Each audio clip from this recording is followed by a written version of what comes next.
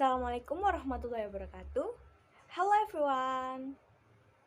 First of all, kenalin, aku Nabila Nanda Rahman dari SMA Negeri 1 Suko. Kelas 12 IPS 4, nomor absen 21. Di sini, aku mau ngejelasin tentang modernisasi di bidang teknologi informasi pada handphone atau smartphone. Sebelum itu, kalian udah tahu belum penjelasan tentang modernisasi dan juga faktor pendorong adanya modernisasi? Jika belum, simak penjelasan dari aku ya. Pengertian modernisasi. Menurut Harold Rosenberg, modernisasi adalah sebuah tradisi baru yang mengacu pada urbanisasi atau hingga sejauh mana dan bagaimana pengikisan sifat-sifat pedesaan suatu kelompok dan masyarakat terjadi. Sementara, menurut Suryono Sukanto, modernisasi adalah perubahan-perubahan di dalam masyarakat mengenai perubahan norma sosial, nilai sosial, susunan lembaga yang ada di masyarakat, pola perilaku sosial, dan segala aspek di dalam kehidupan sosial. Jadi, modernisasi berarti proses perubahan dari cara-cara tradisional ke cara-cara yang baru, yang lebih maju, di mana dimaksud untuk meningkatkan kesejahteraan masyarakat. Secara sederhana, dapat dikatakan modernisasi ialah proses menuju masa kini atau proses menuju masyarakat yang modern. Faktor pendorong adanya modernisasi. Faktor-faktor yang mempengaruhi modernisasi adalah 1. Adanya penemuan perkembangan serta penguasaan di bidang ilmu pengetahuan dan teknologi. 2. Perkembangan di bidang politik dan ideologi. Ketiga, kemajuan di bidang perekonomian dengan penerapan sistem efisiensi dan produktivitas. Nah, itu tadi penjelasan tentang modernisasi dan juga faktor pendorong modernisasi. Selanjutnya, kita akan membahas tentang modernisasi di bidang teknologi informasi pada handphone dan juga smartphone. Modernisasi pada alat komunikasi, yaitu pada handphone atau smartphone. Sejarah ponsel di tahun 70-an, Motorola Dyna TAC. Ponsel pertama kali muncul di dunia yakni pada tahun 70-an, tepatnya pada tahun 1973. Martin Cooper menjadi sosok penting yang mengenalkan ponsel. Sosoknya merupakan salah satu orang penting dalam bisnis telekomunikasi di Amerika Serikat. Ya, benda canggih ini pertama kali muncul di New York.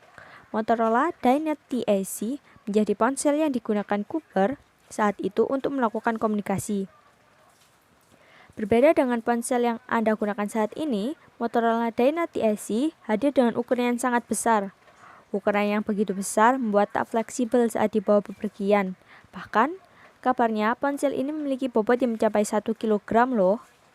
Sangat berbeda jauh dengan ponsel kini yang cenderung memiliki bobot kurang dari 200 gram.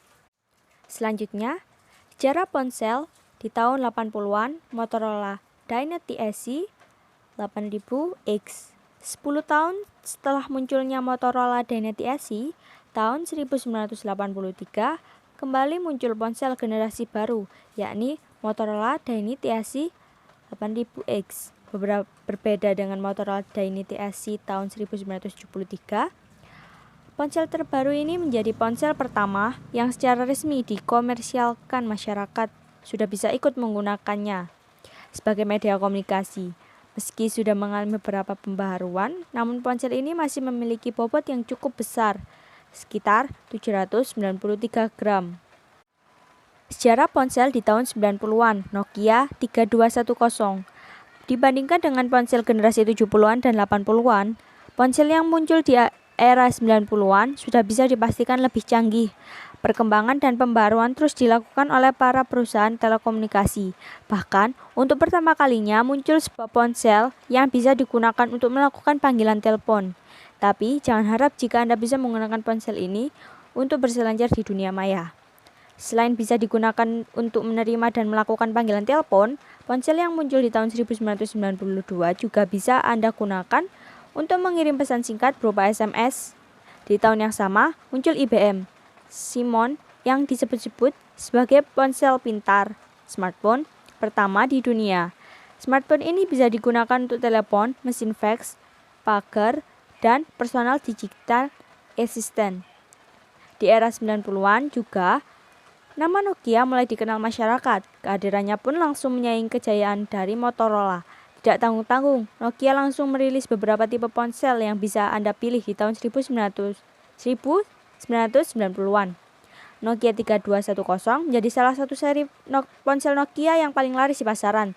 Tak butuh waktu yang lama, sebanyak 1.600 juta perangkat Nokia sudah habis terjual di pasaran. Bahkan tak sedikit juga masyarakat Indonesia yang ikut merasakan perilisan Nokia 3210.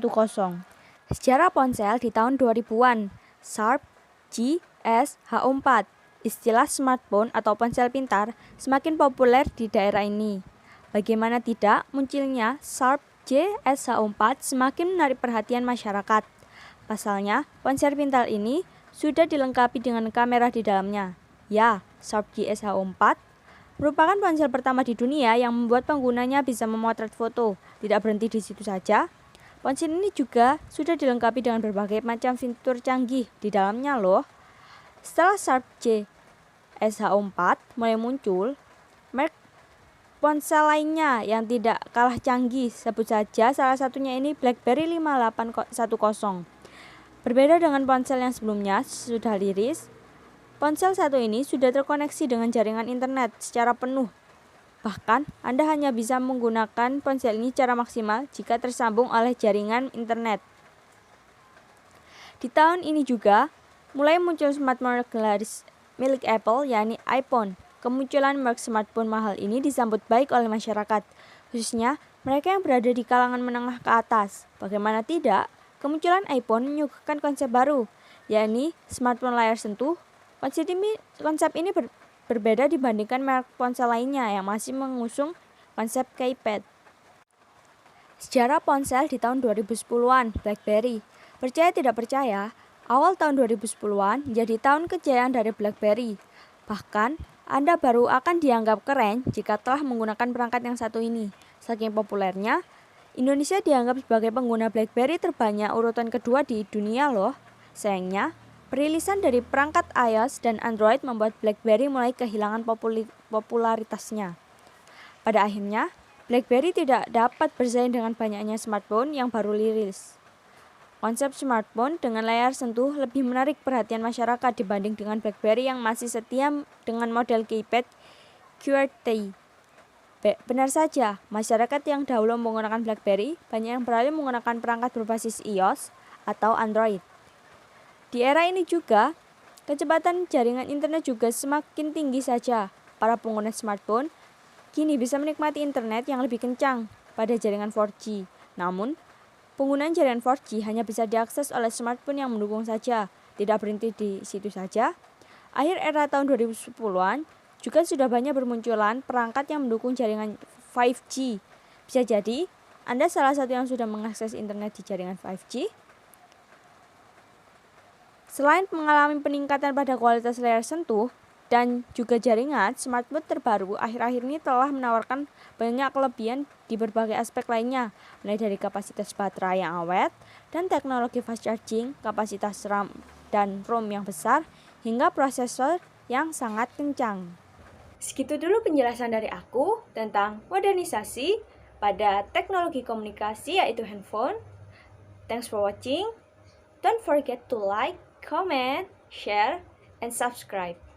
Wassalamualaikum warahmatullahi wabarakatuh.